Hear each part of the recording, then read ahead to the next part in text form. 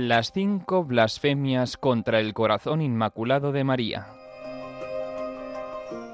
Una conferencia de Monseñor José Ignacio Munilla, pronunciada en Fátima en la peregrinación de jóvenes por el Reino de Cristo en febrero de 2026.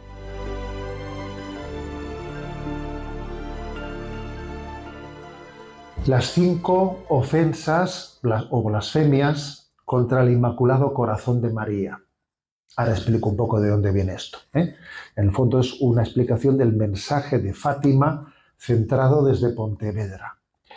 Estamos en el centenario del llamado Fátima español, que unos 8 años después de las apariciones de la Virgen en Fátima, cuando Sor Lucía ya era una postulante de las Doroteas y estaba en Pontevedra, allí tuvo lugar de nuevo, continuaron las revelaciones de la Virgen de Fátima a Sor Lucía. Ella tenía entonces 18 años, fijaros bien, tenía 18 años. Y allí aconteció lo siguiente. Fue el 10 de diciembre de 1925, o sea, el pasado 10 de diciembre se hicieron 100 años. En sus memorias, Sor Lucía de Fátima relata lo que ocurrió ese 10 de diciembre. Estaba en su celda cuando de repente todo se iluminó. Era la luz de la querida Madre del Cielo que venía con Jesús niño en una nube luminosa. La Virgen le puso su mano materna en su hombro derecho a la vez que le mostraba su corazón inmaculado. Mira, hija mía, mi corazón rodeado de espinas, que los hombres ingratos continuamente me clavan con blasfemias e ingratitudes. Tú al menos procura consolarme y di que todos aquellos que durante 5 meses en el primer sábado se confiesen, reciban la Sagrada Comunión, recen el rosario y me hagan 15 minutos de compañía, meditando los misterios del rosario con el fin de desagraviarme, yo prometo asistirlos en la hora de la muerte con todas las gracias necesarias para la salvación de sus almas. Esto fue el 10 de diciembre del 2025 y pocos días, un mes después o 2 meses después, el 15 de febrero de 1926, o sea que ayer justamente hacía 100 años de esto, 100 años volvió a tener una revelación en la que entonces fue, mejor dicho, en la que se le reafirmaba, se volvía a reafirmar esa promesa, ¿no? Esa promesa de los 5 sábados de mes y esa petición de los 5 sábados de mes. Con lo cual estamos en estos 100 años del Fátima español. Esto fue en Pontevedra. Y en el año 1930, o sea, 4 años después, el año 1930, en Tui, Vigo, Sor Lucía cuenta que tuvo, en este caso no tanto una visión, sino más bien como una moción interior. Se distingue dentro de las revelaciones lo que es una visión de lo que es una moción interior. En este caso, 1930, ella lo cuenta más bien como una moción interior, en la que ella pidió que se le explicase el porqué de los 5 sábados de mes, porque la Virgen había pedido que los primeros 5 sábados de mes que se hiciese esa reparación de rezar el rosario, de meditar el rosario, etc. ¿Por qué? Y entonces se le dio una explicación. Y entonces es el niño Jesús, es Jesús el que le hace una confesión explicándole por qué los 5 sábados de mes, primeros sábados de mes, en reparación de las 5 ofensas o las 5 blasfemias contra el Inmaculado Corazón de María, que son las siguientes. Y yo voy a intentar en esta charla explicarlas, ¿de acuerdo? Entonces, las 5 ofensas o las 5 blasfemias contra el Corazón Inmaculado de María son: primera, ofensas contra su Inmaculada Concepción, cuando no se acepta el dogma de la Inmaculada Concepción, definido por Pío XI, 1854, es decir, que la Virgen fue preservada del pecado original. primera ofensa. Segunda, contra su virginidad perpetua, cuando se rechaza que ella fuera virgen antes, durante y después del nacimiento. Tercera, ofensas contra su maternidad divina, rehusando al mismo tiempo recibirla como madre de los hombres. Cuarta, ofensas de quienes públicamente siembran en los corazones de los niños indiferencia, desprecio y odio hacia ella, hacia la Virgen. Y quinto, ofensas o blasfemias contra sus imágenes, cuando se cometen ultrajes contra sus sagradas imágenes.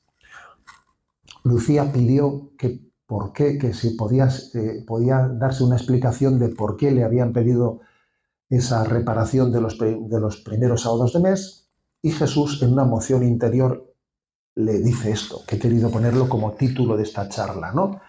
Las 5 ofensas, blasfemias contra la Inmaculada Concepción de María. Entonces, claro, un siglo después, tenemos que reconocer que escuchamos esto y dice uno, ojo, y esto, a ver, ¿alguien me podía explicar por qué estas 5? Porque son 5 cuestiones que uno no termina de entender muy bien. ¿Qué es eso de las ofensas o blasfemias contra la Inmaculada Concepción? Las ofensas o blasfemias contra la Virginidad de María. O sea, ¿esto en qué se traduce? ¿Cómo lo entendemos? ¿De acuerdo? Y eso es lo que yo voy a intentar desarrollar, ¿eh?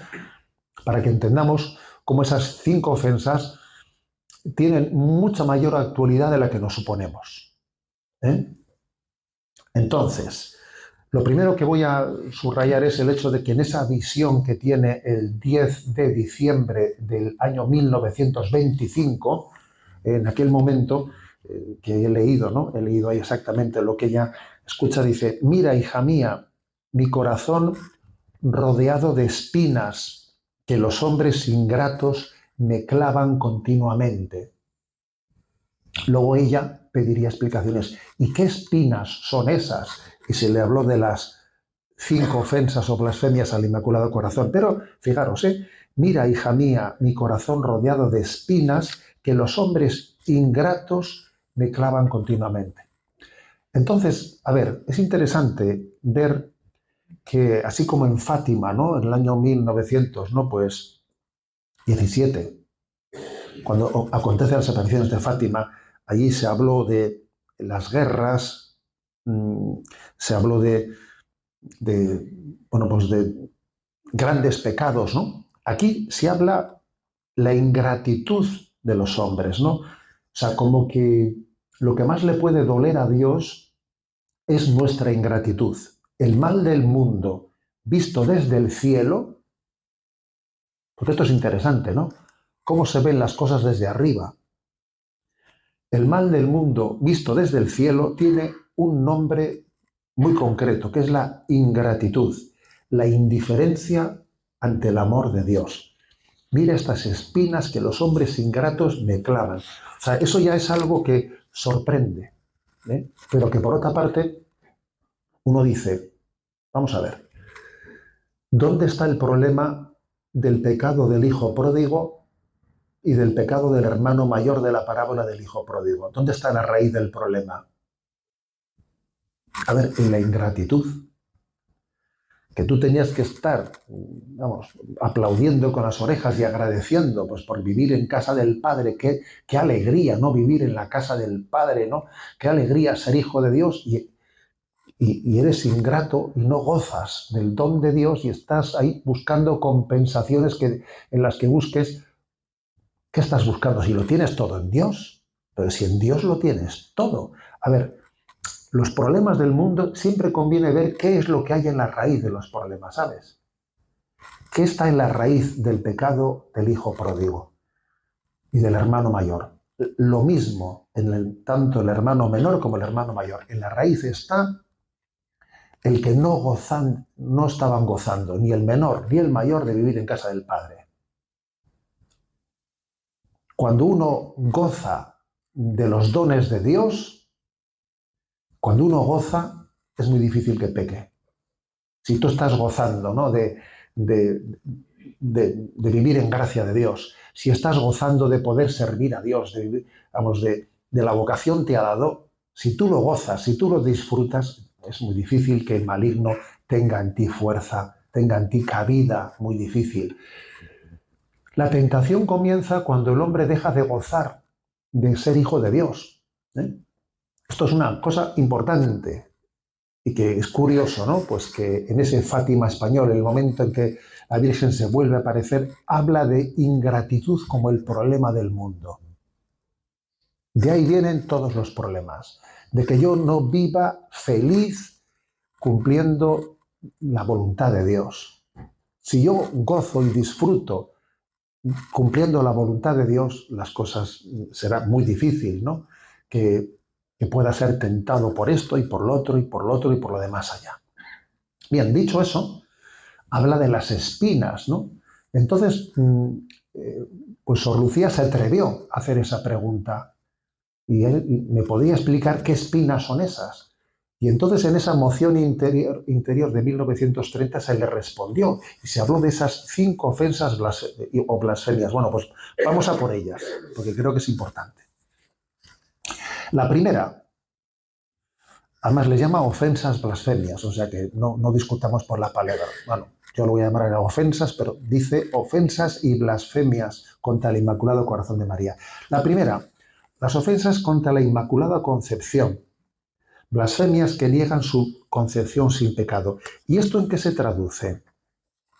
¿Esto en qué se traduce? A ver, esto se traduce en una antropología errónea. A ver, porque la afirmación de que la Virgen María había sido concebida sin pecado original supone una afirmación de que existe el pecado original. Y que obviamente la existencia de ese pecado original ha dejado nuestra naturaleza herida. Existe una herida antropológica que se traduce en la concupiscencia, que vemos que hay un desorden interior dentro de nosotros. Ese desorden interior existe y es muy importante tomar conciencia de él, porque si tú no partes de la existencia de esa herida dentro de nosotros, no puedes educar bien. Para educar bien hay que saber que la persona a la que estoy educando o que el propio educador tiene esa herida dentro de él. Si no, tú no puedes, tú vas a ciegas en la educación. Entonces, ¿qué ocurre? Que la modernidad niega la existencia del pecado original y dice que todo impulso natural hay que darlo por bueno y que no necesita ningún tipo de purificación. Entonces, claro, eso cambia completamente las cosas. Yo recuerdo haber visto la película, cuando yo recién me ordené sacerdote, se estaba estrenando la película del Club de los Poetas Muertos. Era una película que yo cuando la vi tuvo un éxito tremendo. Y yo recuerdo que al ver esa película dije, madre mía, la que nos viene aquí. Porque claro, era una exaltación del carpe diem, pero en el mal sentido de la palabra, ¿sabes? Era como decir, déjate llevar de tus impulsos. A ver, lo primero que a ti te venga, el primer impulso que te surja, déjate llevar por él, porque eso es autenticidad. Déjate llevar. Si se te ocurre de repente ponerte encima de la mesa, te pones. Si se te ocurre, tu primer impulso es el más auténtico. No te reprimas, ¿me explico? No te reprimas, déjate llevar por tus impulsos. Claro, yo veía aquello que era lo que el profesor les transmitía a los alumnos, ¿no? Y además, claro, iba de guay, ¿sabes? Iba de guay. Pues esta es la educación no represora y tal, ¿no? Claro, yo decía, madre mía, la que nos viene encima. Y ciertamente nos vino encima, claro. Claro que nos vino encima. Porque con ese presupuesto antropológico, claro, no hay quien eduque. Porque no estás partiendo de la realidad. No estás partiendo de la realidad. Entonces, señores, existe el pecado original, que ha generado una profunda distorsión dentro de nosotros. Chesterton decía que de todos los dogmas católicos había uno que no le costaba nada creer, porque ya lo veía él. Decía, es el pecado original. En ese no necesito fe para creer, decía. Ya lo veo yo con mis ojos, que existe ese desorden dentro de nosotros. Decía, ya lo veo yo. Y eso es obvio, que claro, que en nosotros hay un impulso egoísta. A ver, a un niño lo que le brota espontáneamente es decir, esto es mío. Eso le brota espontáneo. Para que aprenda el niño a decir, toma, esto para ti, madre mía, has tenido que tener una educación ahí, ¿sabes? Que no veas tú. Tú tienes un pronto egoísta, que eso es obvio. Llámalo pecado original, llámalo como te dé la gana. Pero decía Chesterton, es que no me hace falta fe, ya lo veo. Existe en nosotros esa tendencia, ¿no? Entonces, la negación del pecado original ha conllevado el endiosamiento de los deseos, sin conciencia de que los deseos hay que purificarlos. En lo que se refiere al posicionamiento ante los deseos humanos, hay fundamentalmente cuatro posiciones, ¿no? 4 posibilidades. Primero, endiosar los deseos, que es lo que pasa hoy en día. Endiosar los deseos es el materialismo. Lo que yo deseo, eso es ley, ¿sabes? Si yo deseo una cosa, pues la compro. O sea, porque mi deseo es ley, ¿eh? Mi deseo es derecho. Yo tengo derecho, ¿no?, a que todos mis deseos sean... Una posibilidad es endiosar los deseos con el materialismo. Otra posibilidad es, en nuestros días, intentar anular los deseos, que es la solución budista. El budismo lo que intenta es no desees nada. A ver, haz un vacío interior en el que no tengas deseos. Nosotros creemos que eso es inhumano, porque es humano tener deseos. Pero el budismo intenta anular los deseos. Está luego la opción jansenista, que es el reprimir los deseos. El jansenismo, claro, hace una visión de que el pecado original ha corrompido completamente la naturaleza, cosa que nosotros decimos la ha herido, pero no aceptamos lo que Lutero afirma de que la ha corrompido completamente. Entonces, claro, pues el jansenismo dice: hay que reprimir nuestros deseos, porque todo deseo humano es malo, y hay que reprimir los deseos. Y por último, en cuarto lugar, está la versión católica. La versión católica dice: a ver, los deseos hay que purificarlos, pero al mismo tiempo hay que discernir que Dios ha sembrado deseos dentro de nosotros y que el hombre tiene un deseo de plenitud y de felicidad que viene de Dios, solo que luego se contaminó con el pecado y las cosas están distorsionadas. Pero los deseos hay que purificarlos, discernirlos, ver en ellos qué hay de Dios y qué hay del pecado, y hay que integrarlos en la esperanza cristiana. Luego, fijaros bien, hay 4 opciones ante los deseos. Endiosarlos, que es lo que hace el materialismo. Anularlos, o intentar anularlos más bien, que es lo que hace el budismo. Reprimirlos, que es lo que hace el jansenismo. Y educarlos, que es lo que hace el catolicismo. Ahora, esto supone, para poder hacer esto, partir de una antropología realista. Una antropología realista. Yo tengo que conocer realmente cuál es la realidad del corazón humano que intento educar, ¿no? Y esto forma parte de esa ofensa, porque claro, cuando la Inmaculada Concepción, cuando la Virgen fue declarada en el dogma de la Inmaculada Concepción, era un dogma que el mundo necesitaba escuchar cuando el modernismo pone en marcha, ¿no?, también esa teoría del hombre naturalmente bueno, que no tiene pecado original ninguno, y no, hablar de la Inmaculada Concepción quiere decir que existe pecado original, ¿sabes? Y que lo que la Virgen María ha recibido por el camino de la inocencia, nosotros tenemos que alcanzarlo por el camino de la penitencia. Entonces, admirar la Inmaculada Concepción de María es caer en cuenta de que nosotros necesitamos hacer un recorrido de purificación, de penitencia, pues para purificar tus deseos y que se conformen con la voluntad de Dios. ¿Qué ha ocurrido? Que entonces esa gran ofensa, esa espina, es el desprecio del dogma de la Inmaculada Concepción, con lo que supone de la no conciencia de la existencia del pecado original, y que existe en nosotros una distorsión que hay que educar, corregir, ordenar. Y, por ejemplo, poniendo ejemplos prácticos, esto conlleva que en nuestra cultura fácilmente se confunda el deseo con la voluntad. Es muy frecuente. En nuestra cultura se confunde deseo y voluntad. Se confunde me apetece y quiero. Se confunde me apetece y quiero.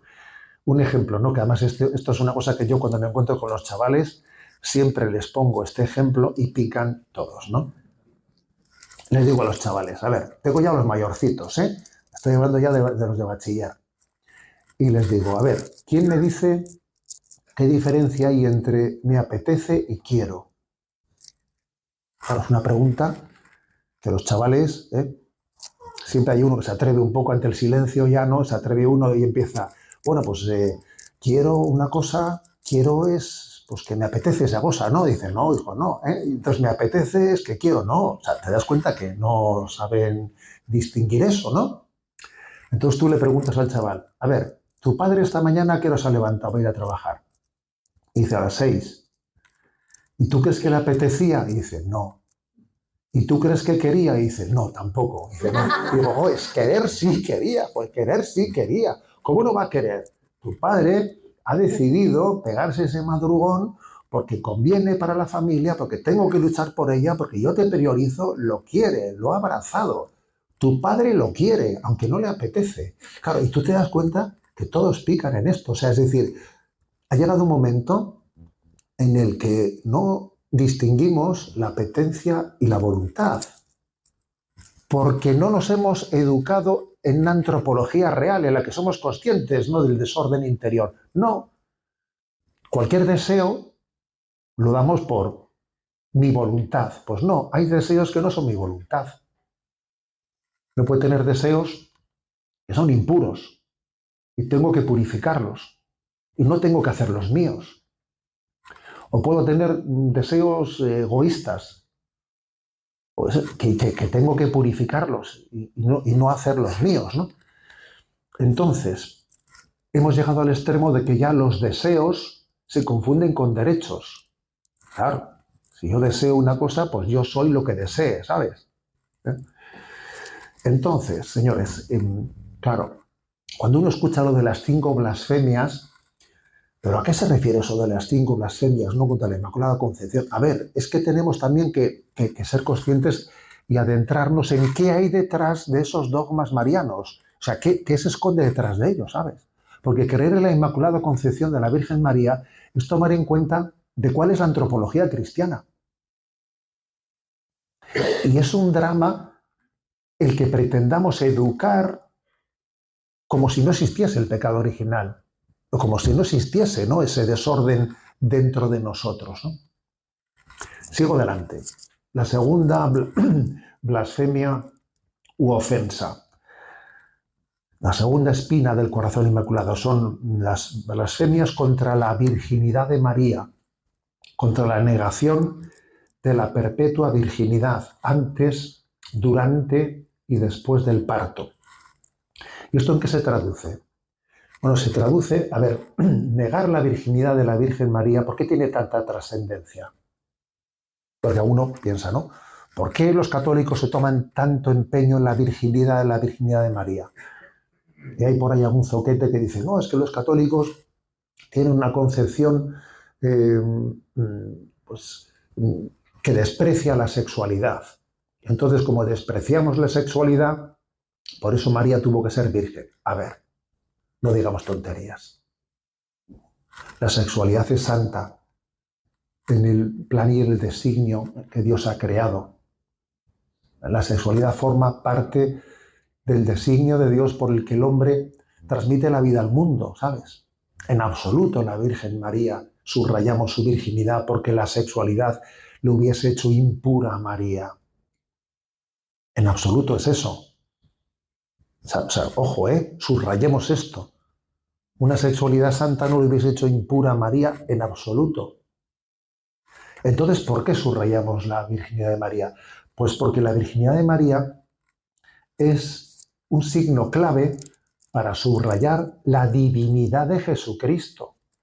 A ver, la virginidad de María no es porque la sexualidad sea sucia, que no, por Dios. La virginidad de María lo que está subrayando es que ese niño es Dios verdadero. Y ha nacido de la Virgen María, ha tomado carne de las entrañas de la Virgen María y es verdadero hombre. Pero ha nacido por obra del Espíritu Santo y es verdadero Dios. Entonces, es que en el fondo negar la virginidad de María es negar la divinidad de Jesucristo. Y eso tiene unas consecuencias, vamos, totales, unas consecuencias tú verás, ¿no? En el fondo, la herejía del arrianismo fue la herejía que negó la divinidad de Jesucristo, es una herejía que sigue aleteando entre nosotros y que hoy en día tiene más fuerza que otras herejías cristológicas. Cuando hemos cumplido ahora mismo los 1700 años del Concilio de Nicea, hemos vuelto a recordar que Jesús es verdadero hombre y verdadero Dios. Y además hemos escuchado esa formulación del credo que a mí me parece que es maravillosa, del credo de Nicea, ¿no? Dios de Dios, luz de luz, Dios verdadero de Dios verdadero, engendrado, no creado, de la misma naturaleza del Padre, porque en todo fue hecho. O sea, me parece que es una formulación maravillosa sobre la divinidad de Jesucristo. A ver, eso es clave, porque de lo contrario, a Jesús se le reduce a una figura humana atrayente, a un sabio, a un hombre sabio, pues como también hay otros sabios en la historia, a un Sócrates, como si Jesús fuese un Sócrates, ¿sabe? A ver, claro, hay mucha gente que dice admirar a Jesús como un sabio, ¿no? Pero nosotros vamos a las Sagradas Escrituras y en ellas leemos el prólogo del Evangelio de San Juan. En el principio existía el Verbo y el Verbo estaba junto a Dios y el Verbo era Dios. Por él se hizo todo y sin él no se hizo nada de cuanto se ha hecho y el Verbo se hizo carne y habitó entre nosotros. A ver, que es la afirmación de la divinidad de Jesucristo, vamos, es potentísima. O el himno de los filipenses, ¿no? No hizo alarde de su categoría de Dios, al contrario, se despojó de su rango y tomó la condición de esclavo pasando por uno de tantos. Todos tus hijos en un solo caminar, no habrá más luchas ni batallas que librar. Tu santo manto nos protege al caminar. Toda la iglesia reunida alegre va.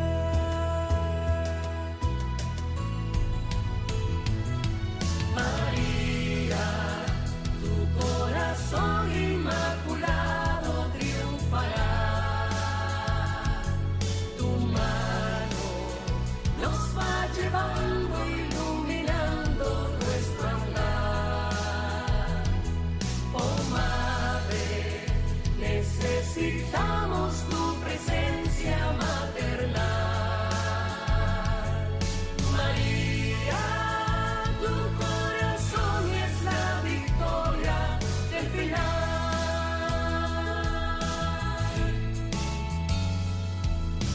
Vamos reuniendo un ejército triunfal, un cielo nuevo y una tierra por llegar. Ciudad celeste, la nueva Jerusalén. Entonces, hay una ofensa. La ofensa a la virginidad de María es la ofensa contra la divinidad de Jesucristo. Y hoy en día, claro que hemos tenido esa gran tentación, ¿no? De reducir la cristología a una jesusología. Claro que hay una tentación de reducir la cristología a una jesusología. Y ha habido por ahí muchísimo libro de cristología, que uno dice, bueno, pero ¿este hombre cree en la divinidad de Jesucristo o no?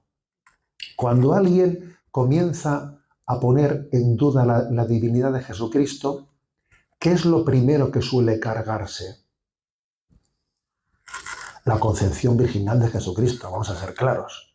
Cuando uno se carga la divinidad de Jesús, lo primero que se carga es la concepción virginal de María. Vamos, eso lo sabe, vamos, eso es lo primero que cae, porque de ahí viene todo el resto, ¿no? Entonces, es que negar la divinidad de Jesucristo lo cambia todo. Es que si Jesucristo no es Dios, entonces Él no es mi Salvador. Porque al hombre solo le puede salvar Dios. Y un hombre sabio, un Sócrates, un sabio, a mí no me puede resucitar, ni me puede redimir de mis pecados, ¿sabes? Que no. Que no. Es un sabio que enseña parábolas como si fuesen los cuentos de Tagore, yo qué sé, ¿sabes? A mí no me cuenten los evangelios como los cuentos de Tagore. Hay gente que se acerca a los evangelios como si fuese eso, ¿sabes? Que no. Que es que lo central de Jesucristo es que es Dios, y como es Dios puede salvarme, y ha entregado su vida por mi salvación. Entonces mi esperanza está fundada en que es Dios el que ha venido a nosotros. Entonces cuidado, ¿no? Concentrarse en el evangelio como si lo principal del evangelio fuesen unas parábolas sapienciales en las que me dan unas enseñanzas de sabiduría. No. Lo principal del evangelio es el acontecimiento en el que Dios ha venido al mundo. Su encarnación, su pasión, muerte y resurrección. Eso es lo fundamental del evangelio. Eso es lo fundamental. Que en la Eucaristía se dice, este es mi cuerpo que se entrega por vosotros, esta es mi sangre que es derramada, ¿no? Entonces, señores, esto es fundamental. El dogma de la virginidad de María, incluso la virginidad en el parto y la virginidad después del parto, no solo antes del parto, está custodiando la divinidad de Jesucristo. La está custodiando. Es que sin la divinidad de Jesucristo el hombre está rechazando que el Padre enviase a su Hijo al mundo por nuestra salvación, y está haciendo de Jesús pues un hombre interesante, un poeta de la misericordia y cosas por así, cosas por el estilo. Tercera ofensa, dice, ¿no? O tercera blasfemia. La ofensa o la blasfemia contra la maternidad divina de María y contra su maternidad espiritual. María es madre de Jesús y es madre nuestra. El rechazo de ese papel de María como madre de Dios y madre de la humanidad. Sí, también esto ha ocurrido, fijaros. Y el siglo XX, cuando se dijo esto, pues igual yo creo que se podía no entender a qué se está refiriendo, qué cosas dice Sor Lucía, un poco raras, yo qué sé. ¿Esto en qué lo traducimos a nuestros días? Bueno, pues vamos a ver un poco qué es lo que ha ocurrido. Hagamos una lectura de lo que ha ocurrido en el siglo XX, porque tras el Concilio Vaticano II, donde se había realizado una síntesis mariana muy equilibrada y profundamente bíblica en el capítulo 8 de la Lumen Gentium, que es una constitución, pues quizás la principal, ¿no?, del Concilio Vaticano II, en el posconcilio se difundieron lecturas reductivas sobre María, y en la práctica pastoral se llevó al minimalismo mariano. Disminuyó tremendamente la presencia de María en la catequesis, en la predicación, en la piedad, en la vida espiritual. Obviamente no fue causa del concilio, sino a causa de una malinterpretación, ¿no?, de lo que el concilio había hecho, que era centrar la mariología en la cristología, ¿no? Lo que el concilio había dicho es que María es inseparable de Cristo, que María es figura y madre de la Iglesia, que María es modelo del creyente. Pero la lectura equivocada se difundió en algunos ambientes, ¿no?, como diciendo que no hay que hablar ya de los dogmas marianos, porque eso de los dogmas marianos es cosa de privilegios de María, y eso le aleja a María, ¿no? Le aleja a María de ser un modelo para nosotros. Hablar de los privilegios marianos, que ella subió al cielo, que no tuvo pecado, que fue virgen, ¿no? Se ridiculizó los dogmas marianos. Entonces, yo creo que esto, ¿en qué se tradujo?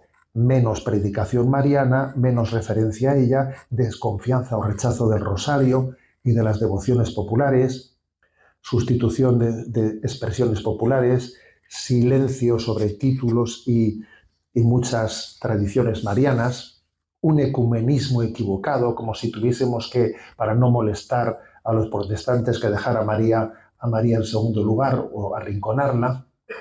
Todo ello llevó a una lectura donde María dejaba de ejercer su maternidad, que este era el tercer error, sobre la maternidad de María sobre nosotros.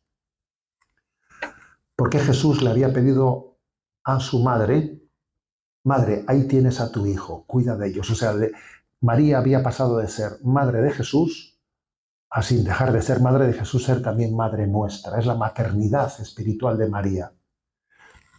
Entonces, esto ha sido una herida muy grande, ha sido una herida, una ofensa muy grande, ¿no? Esa malinterpretación, ¿no? Y voy a poner un ejemplo. ¿Qué ha pasado en España? En España, el norte de España fue mucho más religioso que el sur de España. Eso históricamente fue así. Tenía más vocaciones, tenía más misioneros. El norte de España era mucho más práctica religiosa. Fijaros, el mapa se ha invertido completamente. Y en gran medida, ¿por qué ha sido eso? Bueno, pues porque en el sur de España la religiosidad popular mantenía una relación con María con su maternidad, ha hecho que la presencia de María cuidase de su pueblo, ¿sabes? Cuidase de su pueblo. La religiosidad popular ha demostrado ser un dique de contención muy potente frente a la secularización, porque María ha cuidado de su pueblo gracias a la religiosidad popular. Pero en el norte, que no existía esa religiosidad popular, que puede ser también por otras razones, que la religiosidad era mucho más parroquial, pero no era tan popular en el norte, ha venido la crisis posconciliar, ha venido la crisis de la teología, y hemos tenido un silencio sobre la predicación mariana, ¿sabes? Y entonces la fe entra en crisis de una manera muy superior en el norte que en el sur. ¿Y eso? Porque no le hemos dejado a María que nos cuide. Porque en el fondo hemos pecado contra esa afirmación de su maternidad divina y maternidad espiritual. Ojo, que a veces parece, qué cosas raras, ¿no? Dijo ahí Sor Lucía. Ojo, vamos a ver que esto está ocurriendo, ¿sabes? Que esto está ocurriendo. Entonces se debilitó en grande medida, ¿no? La dimensión afectiva de la fe. Se perdió calor espiritual en los sitios en los que se deja de recurrir a María en la evangelización. Se pierde calor espiritual. Se empobrece la comprensión de la encarnación. Se deja de hablar de la virginidad de María, se deja de hablar de la encarnación, se enfría la piedad popular. Se rompe ese puente natural hacia Cristo, que es el de María. Y eso no hace ganar cristocentrismo, sino todo lo contrario, el relegar los dogmas marianos hace que, de alguna manera, se desvincula María de Jesús. Entonces esto ha sido así. Luego hay que decir pues, que el magisterio de la Iglesia Católica pues, también reaccionó frente a esa mala interpretación, ¿no?, del posconcilio, y San Pablo VI publicó Marialis Cultus, San Juan Pablo II Redentoris Mater, el Catecismo de la Iglesia Católica, los santuarios de la Virgen María. A ver, que la crisis posconciliar sin los santuarios de la Virgen María hubiese sido terrorífica, Esta crisis que hemos tenido, en buena medida, en la Iglesia Católica la han salvado los santuarios marianos, porque conforme se estaban vaciando las parroquias, en las que muchas veces no se hablaba de María o no se hablaba suficientemente de María, había quedado relegada, los santuarios marianos se llenaban, Y Fátima, y Lourdes, y Medjugorje, y la Guadalupana han salvado esos años de crisis posconciliar de no veas tú, Entonces, esta ha sido la historia de estos años de crisis, ¿no?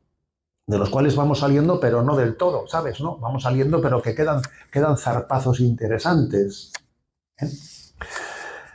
Entonces, en síntesis, ¿no? Ese minimalismo mariano, en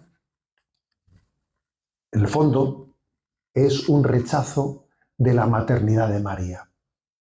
Donde María se debilita, la vida espiritual del pueblo se enfría. Y allí donde María vuelve a tomar su lugar, la fe se recupera, la ternura y hondura cristológica también se recuperan. Luego, no era ninguna tontería eso de que los pecados y las blasfemias contra la maternidad de María. Claro que sí. Cuarta ofensa. La ofensa o la blasfemia de inculcar indiferencia u odio en los niños. Acciones públicas para infundir desprecio hacia la Virgen en la infancia. ¿Y esto en qué se traduce? ¿Esto en qué se concreta? A ver, pues es que eso es evidente, ¿no? Que esto se concreta de maneras distintas, pero que todas van a la misma dirección. Jesús dijo, dejad que los niños se acerquen a mí. Y si nos vamos a China, vemos que en China se ha puesto, hace unos años, en esa persecución, ¿no? contra la Iglesia Católica y contra todas las religiones, ¿no? Se ha puesto en vigor una ley en China que prohíbe que los menores de edad puedan acercarse a las iglesias o puedan ser catequizados. Un menor de edad no puede ser catequizado. Fíjate, cuando Jesús dice, dejad que los niños se acerquen a mí. Pero es que en Occidente las cosas han ocurrido, esa persecución contra la infancia ha ocurrido entre nosotros de otra manera, ¿sabes? Con todo mi respeto, es mucho más perversa que los chinos. Los chinos por lo menos van frontalmente, ¿sabes? Pero nosotros corrompemos las cosas de una manera muy superior. Yo si tengo que elegir entre la persecución china o la occidental hacia los niños, me quedo con la china, fíjate. Porque claro, entre nosotros lo que ha ocurrido es que, para empezar, se cuestione la patria potestad de los padres sobre sus hijos. Y que sea el Estado el que poco a poco se vaya entrometiendo en la familia, de manera que vaya adquiriendo esa especie de plurito, capacidad de ser ellos los que tienen que decidir cuál es la educación de los niños. Acordémonos de esa inolvidable frase de la ministra, que de ninguna manera se puede decir que los niños son de sus padres, ¿no? A ver. O acordémonos de esa batalla, aunque sea un poco simbólica, del famoso PIN parental. O sea, vamos a ver, resulta que un padre se le va a negar su derecho de ser el que decida en un momento determinado en un colegio que mi hijo asiste o no asiste a un curso de formaciones de afectividad o de sexualidad. Eso se le va a denegar a un padre que tenga el famoso PIN parental ese, aunque es obvio que es un tema muy puntualito y concreto y que lo lógico es que en un colegio no tenga por qué existir ese conflicto, sino que esté previamente aclarado, pero la negación del principio de ese PIN parental de que sea el padre el que decida, el que tenga la última palabra para decidir, es muy simbólica, Es muy simbólica, porque entonces aquí el que manda es el Estado. Y claro, las escuelas pues han sido un lugar de implementación de una ingeniería antropológica, gender, LGTB, etcétera. Es obvio que eso en la educación entra, ¿no? Con una manipulación subliminal y abierta de la cultura del entretenimiento infantil por la infiltración de las ideologías de nuevo cuño antropológico, ¿no? Incluso a través de Disney y otras muchas cadenas. Por eso, recuerdo un viaje que hice en avión, de unos largos de transatlántico, y a mi derecha iba pues una familia, ¿no? Y la madre pues le puso a la niña pues una película de Disney y claro, yo iba tumbado, iba mirando de reojo, la madre se puso a dormir y la niña estaba viendo la película que no pegaba ojo, ¿no? Y claro, yo iba mirando aquello, veías personajes de Disney asexuados, ¿no? Esto ya no se sabe si es la vaca o el toro. Ahora viene el otro que no se sabe qué es. O sea, tú veías, a ver, todo eso es una manipulación de no veas tú. De no veas tú. La hipersexualización de la cultura, incluida los niños. Fíjate, todo eso ha generado una pasividad tremenda de los propios padres, ¿no? Una pasividad de la responsabilidad de los padres en el acompañamiento de la educación de sus hijos. Hay una pasividad muy grande. Porque por una parte algunos pelean por el derecho a la educación de sus hijos, pero vamos a ser claros, la mayoría dimite. Y cuando el obispo va a hacer una visita pastoral a los colegios y en esa visita pastoral se encuentra con los padres, un colegio de la escuela católica, ¿cuántos padres van a esa reunión con el obispo? A ver, son un grupo que son precisamente igual los que menos necesitan lo que vas a decirles, porque claro, quizás son los que no han ido ahí, los que debieran de escuchar. Hombre, a todo el mundo le viene bien que hablemos, pero precisamente los que han faltado a esa reunión, que son la inmensa mayoría, son los que quizás tenían más necesidad de haber tenido ese encuentro. ¿Por qué? Porque se ha generado una pasividad tremenda y a los niños los hemos dejado a merced de la deriva cultural en la que se está apartando sus corazones de Dios. El corazón de los niños se está apartando de Dios. Es como robarles a los niños a la Virgen María, para que ella en su cuidado maternal no les cuide. Es una cultura hedonista que sí que no van como los chinos de frente, ¿sabes? Pero aunque no vayan como los chinos, hacen lo mismo. Impiden que los niños se acerquen a Dios, les roban su inocencia, es un robar la inocencia de los niños. Y luego está también otro tema, para terminar de rematar este gran influjo, ¿no? La existencia de los abusos en el seno de la Iglesia, los abusos que han acontecido contra los menores en el seno de la Iglesia, que ha infligido una herida muy grave, y la manipulación que desde ello también se hace desde los medios de comunicación, porque claro, existe la herida y existe la manipulación de la herida, las dos cosas existen. Todo ello también conlleva, todo eso forma parte de una estrategia del maligno para robar los niños a la educación católica. Claro, es suscitar miedo, desconfianza, para que los niños puedan ser educados por la Madre Iglesia. O sea, es un plan para que robarle a Dios a los niños y al influjo y a la educación. Incluso también eso ha hecho que nos acomplejemos y no nos atrevamos a hablar de la virtud de la castidad, de la virtud de la pureza, porque claro, con la que nos ha caído encima, cualquiera uno sale hablando de la virtud de la castidad y se genera el impuro silencio sobre la castidad, lo cual hace que todavía quedemos más débiles, ¿no?, a merced de muchas tentaciones.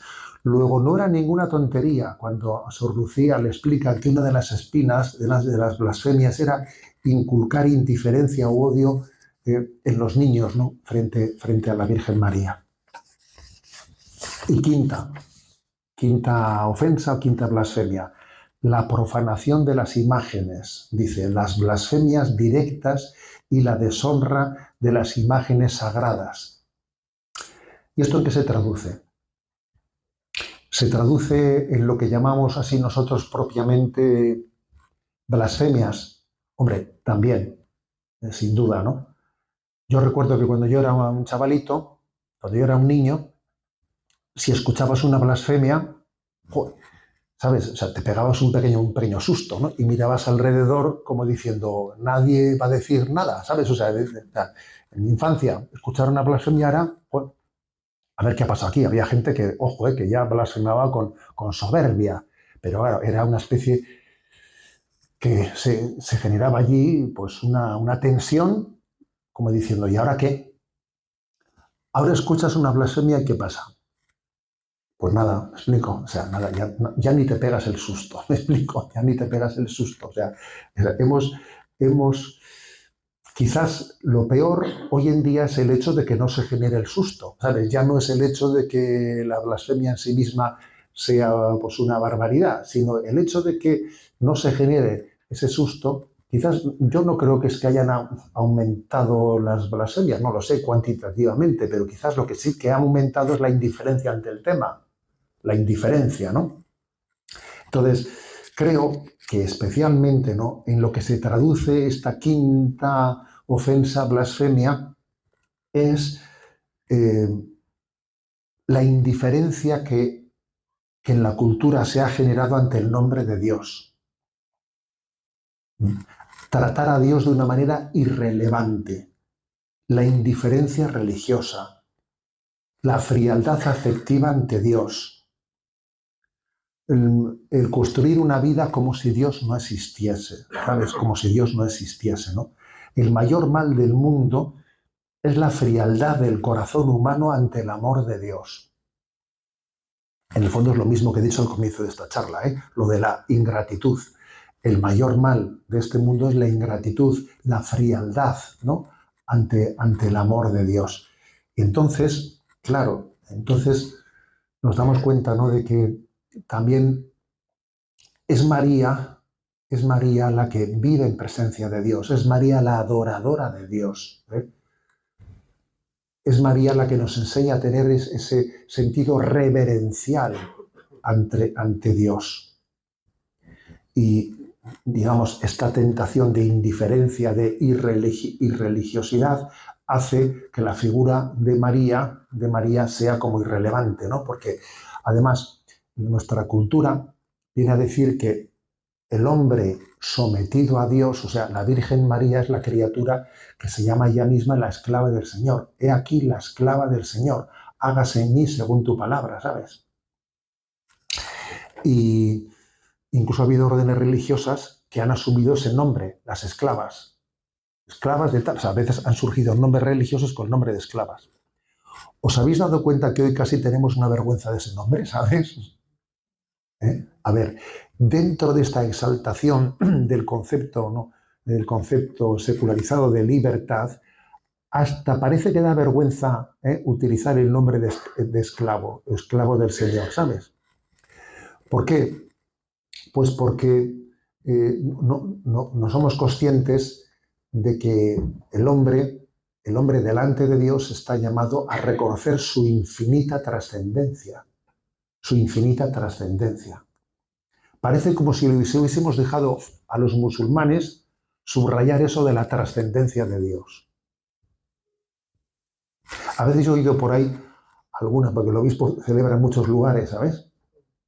Y a veces le toca celebrar con algún misal, en algún lugar, donde uno ve que el cura del lugar ha cogido un lápiz, ¿sabes? Y donde pone, oh Dios Todopoderoso, y ves que con el lápiz ha borrado eso y dice, oh Dios todo amoroso, y ha quitado todo, oh Dios, no, infinitamente justo, y coge con el lápiz, ha quitado infinitamente justo y pone algo que le resulta como más cercano. Y dices tú, por el amor de Dios, vamos nosotros a mejorar la Biblia, ¿sabes? A mejorar la liturgia. Detrás de eso hay un complejo, Detrás de eso hay un complejo, que es el complejo de que subrayar la trascendencia de Dios, ¿sabes?, como si eso fuese en detrimento de la libertad del hombre. No, cuanto más subrayamos la trascendencia de Dios, más estamos fundando la dignidad del hombre. O sea, es curioso esto, claro. Es la inmensidad y la grandeza de Dios la que funda nuestra dignidad.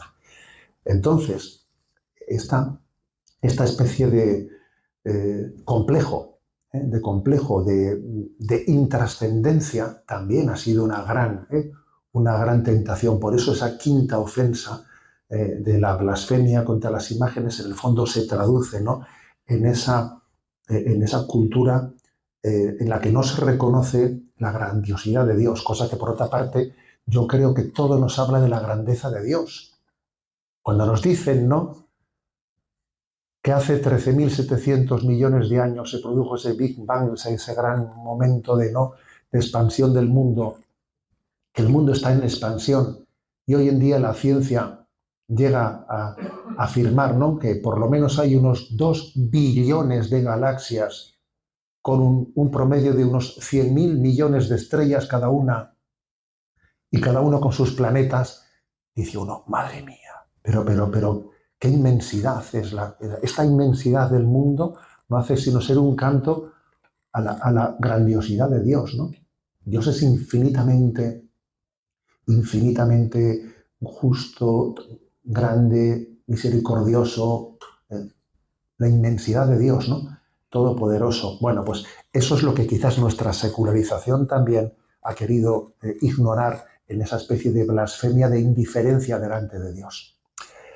En resumen, que este título de las 5 ofensas o blasfemias contra el Inmaculado Corazón de María, yo he querido ayudar para hacer una lectura un poco, digamos, actualizada desde nuestro tiempo, de esas 5 blasfemias de las que hace un siglo se habló, ¿no?, en ese Fátima español que fue Pontevedra y Tui, posteriormente Tui, ¿no?, donde Sor Lucía recibe esa revelación y donde se le pide que la devoción de los 5 primeros sábados de mes nos ayude a reparar y a poner la imagen del corazón inmaculado de María como modelo de la adoración al corazón de Jesús, que es el modelo de conversión del corazón y el modelo de reparación que todos tenemos que llevar adelante, ¿no? Viendo el corazón inmaculado de María sentimos una llamada a la conversión y una llamada a la reparación. al corazón de Jesús.